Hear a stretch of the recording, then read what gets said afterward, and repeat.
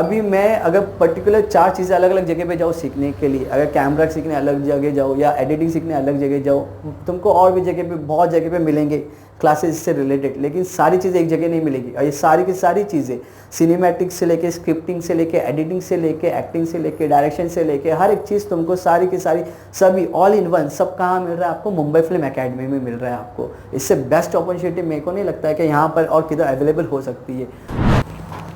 Mumbai Film Academy. This certificate is awarded to Farooq Sheikh on successful completion of 1-year diploma course in filmmaking and direction. His practical knowledge of film production, film direction, cinematography, video editing, film distribution, script writing and lighting skills were found good. Best of luck for a bright future ahead. Thank you sir, thank you very much, thank you.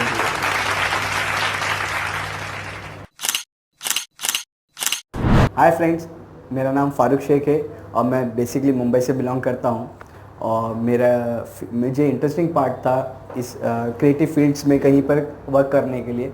तो मैंने इससे पहले बहुत जगह पे मैंने working किया as a practical. मैंने कैमरा शूट्स किए, सिनेमेटिक शूट्स किए, लेकिन वो प्रैक्टिकल नॉलेज ही खाली मेरे पास थी, मेरे को थियोरिकल नॉलेज इतनी नहीं थी। लेकिन कुछ रीजंस के वजह से मैं इधर उधर ढूंढने लगा। मैंने इंटरनेट्स पे बहुत जगह पे ढूंढा कि कुछ ऐसे कोर्सेज मिले मुझे जो मेरे को इन सारी चीज़ों में आगे लेके जा सके। तो बड़ी मुश्किल से मुझे क्लासेस से रिलेटेड पता चला, MFA। जब उससे रिलेटेड मैंने सर्च करा तो मुझे कुछ पता चला कि यहाँ पर ऐसे बहुत सारे लोग हैं जो इन सारी चीज़ों में हेल्प करते हैं, आपको आगे लेके जाते हैं। इस सिलसिले में मैंने जब यहाँ पर आया मिलने के लिए तो मुझे एक चीज़ बहुत अच्छी लगी कि यहाँ के जो थे जिन्होंने मुझसे स्टार्टिंग में इंटरेक्ट किया, उन्होंने मुझे एक क्लियरली समझाया कि हाँ, यहाँ से आप बहुत सारी चीज़ें कर सकते हो। तो उसके बाद में मेरा कॉन्फिडेंस लेवल थोड़ा बूस्ट हुआ और मैंने यहाँ पर स्टार्ट किया। फिर मैंने जब यहाँ पर मुंबई फिल्म एकेडमी में जब मैंने एडमिशन लिया, फिर वहाँ से मैंने कोर्स किया फिल्म मेकिंग एंड डायरेक्शन। इस कोर्स करने के बाद में इससे जुड़े हुए जितने भी मेरे को एक्चुअली मुझे पता नहीं थे कि इसमें कितने सारे टर्म्स एंड कंडीशंस, मतलब प्रैक्टिकल इसमें कितने सारे कोर्सेज के एलेबरेट किया जाता है, और वो चीज़ें मुझे यहाँ आने के बाद में पता चली। और यहाँ पर मुझे जो फैकल्टी थे वो बहुत अच्छे थे, जिन्होंने मुझे अच्छे से सारी चीज़ों को क्लियर आउट किया। और जब तक मुझे समझ में नहीं आया, मुझे उतना उन्होंने कोशिश किया कि जितना हो सके उतना मैं समझ पाऊँ मेरे तरीके से मैंने। और उसने मुझे मेरे वर्क प्रोफाइल में काफ़ी हेल्प की। और डेफिनेटली पहले के मुकाबले अभी आज की तारीख में मैं बहुत अच्छी चीज़ें कर पाता हूँ उस चीज़ की वजह से। और सिनेमेटोग्राफी में अजय टंडन सर है। इधर भी आ रही है लाइट, तो क्योंकि लाइट लिटरली उधर से आ रही है। वैसे now this is no more my light source, that is my light source. Now when you pan it here, that becomes my light source.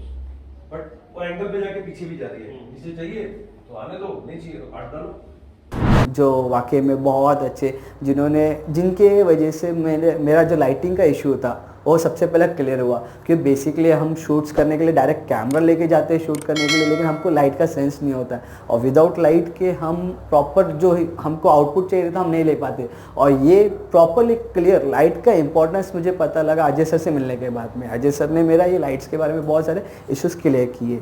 Sameer sir के बारे में मैं ये बता सकता हूँ आपको कि समीर सर, उनका वो एक्सपीरियंस हमको बहुत अच्छे से मिलता है, क्योंकि उस टाइम पे ज़्यादा टेक्नोलॉजी नहीं थी, ज़्यादा हमको बहुत रिस्क फैक्टर्स पे काम करने होते थे।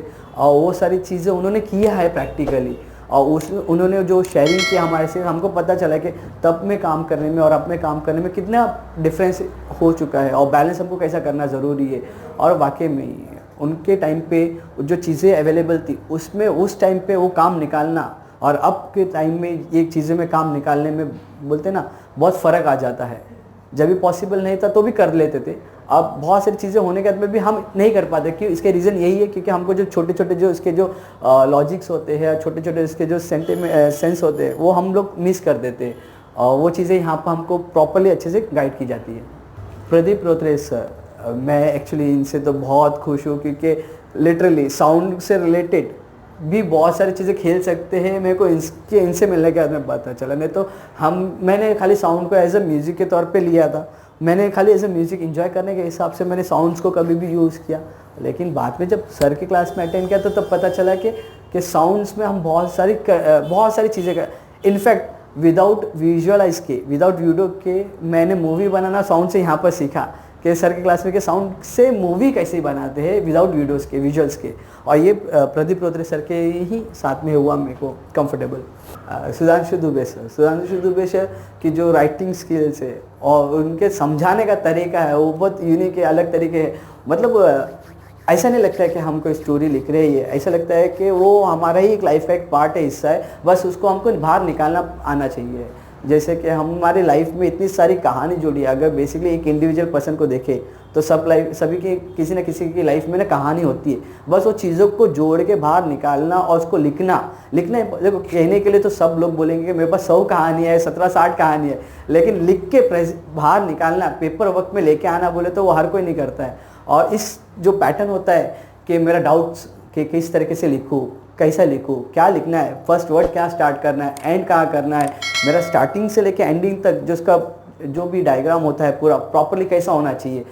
सुधांशु सर के हाँ, उनकी एक बहुत अच्छी पिक्चर है भूतनाथ, जो जिस तरीके उन्होंने एक चीज़ हमको समझाई है कि जब सर ने उस टाइम पे जब वो लिख रहे थे, लिखने के बाद में जब उसको शूट किया जा रहा था तो वो चीज़ को वो जो बंगले में शूट किए गए वो सेट के तौर पे शूट किया था। तो उसमें एक चीज़ हमको अच्छे से पता चली कि खाली लिखना बोले तो हम खाली हमको लोकेशन के अकॉर्डिंगली या चीज़ों के अकॉर्डिंगली या कास्ट के अकॉर्डिंगली नहीं लिखना है, हमको लिखना है हमारे स्टोरी के अकॉर्डिंगली, और फिर स्टोरी के अकॉर्डिंगली बाकी की चीज़ों को डेवलप करना है। सब दूसरे जैसे हम बोलते हैं कि कोई एक एक्टर अच्छा एक्टर है और एक्टर के कास्टिंग के रिलेटेड हम लिखते हैं, वैसा नहीं होता है। कैसा होता है, इस कहानी के अकॉर्डिंगली लिखते हैं, उसके अकॉर्डिंगली हम कास्ट बिठाते हैं। और ये सारी बेसिक से बेसिक चीज़ें हमको सर से पता चली, दुबे सर से पता चली। एडिटिंग में 2 है फैकल्टी बहुत अच्छे, मेरे फेवरेट फैकल्टी, एक सईद सर, एक माया मैम है, दोनों भी मेरे बहुत अच्छे क्योंकि editing is my favourite part और मुझे बहुत अच्छा लगता है एडिटिंग इनके हाथ में करने, क्योंकि एक अलग सा एक अपना सापन लगता है।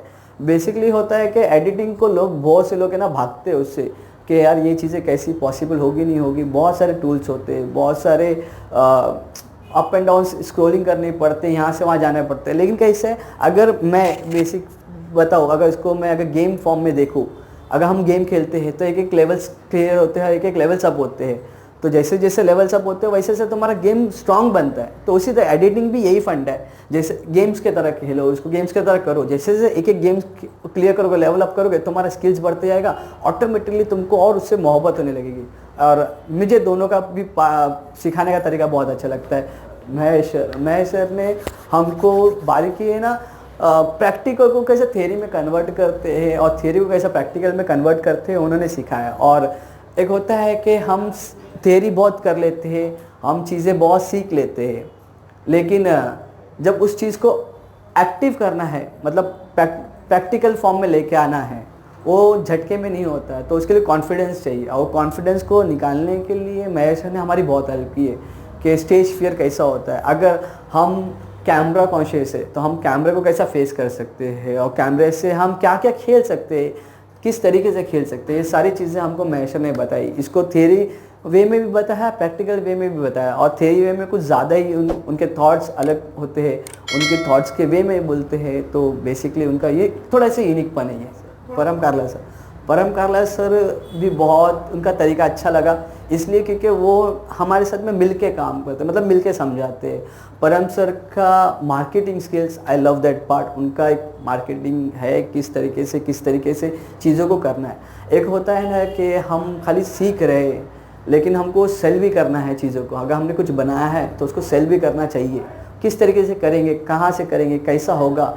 हमारे जो प्रोडक्शन बेस होता है, प्रोडक्शन हम बनने आए हैं फिल्म मेकर, और क्या बनना चाहते हैं, इसके अंदर जो फिल्म मेकिंग से रिलेटेड हम जो भी बन रहे हैं वो प्रोडक्शन के लिए बना रहे हैं हम, या उनके लिए बन रहे हैं, लेकिन हमको उनके पाइपलाइंस के बारे में नहीं पता रहेगा, उनके वर्किंग के चीज़ों के बारे में नहीं पता रहेगा, तो हम आगे नहीं जा सकते। और इस सारी चीज़ों को, डाउट्स को अच्छे से क्लियर किया है हमें परम कारला सर ने। उनका समझाने का तरीका एकदम बहुत बेहतरीन था, जिससे हमको पता चला कि मार्केटिंग कौन से लेवल पे और कितने लेवल पे जा सकती है। बेसिक फॉर्म्स होते हो उसके।